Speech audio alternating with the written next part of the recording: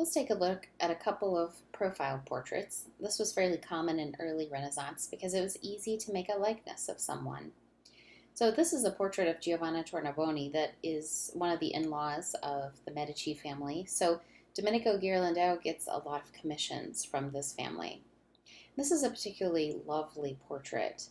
She is idealized, notice, and this portrait was made after her death. She died in childbirth. So this would have been hung in the family portrait gallery so that her children could have been taught about her, and she would be embedded then in the family ancestry. So that's the purpose of this portrait.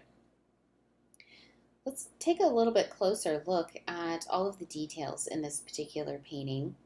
It is beautifully rendered. There are beautiful, vibrant colors. Notice there are lots of textures and lines. It's very detailed. But there's also something that we want to pay attention to, or something that looks a little odd or a little off. Do you notice anything that looks off? Yeah, her neck is too long. Her neck is 2 to 3 times longer than it should be, or longer than what is normal. And this perhaps references back to Egypt. There's a famous sculpture of Queen Nefertiti, and her neck is exaggerated and it's long, meant to perhaps show beauty. It accentuates the neckline, so saying that she is beautiful. Looks elegant. Notice the beautiful detail in the gown. Notice the sleeves also. They were so delicate and carefully rendered. The bodice was separate from the sleeves, and the gown would be put on and the sleeves pulled on over the arms later and sewn on for her to wear them. We also want to take a look at those things that are in the background. She does have on her best, her finery in this post-mortem portrait, but there's also a little message in the background here. And this message says, if you think that I am beautiful on the outside, you should have known me on the inside.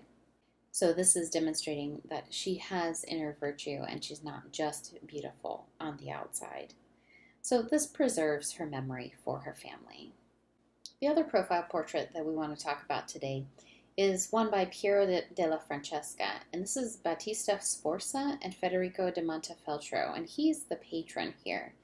And the point of this portrait is for them to basically talk about their power and territory. Notice that they are kind of large looming figures over the landscape that's painted in the background that they're not really standing in front of while they're being painted.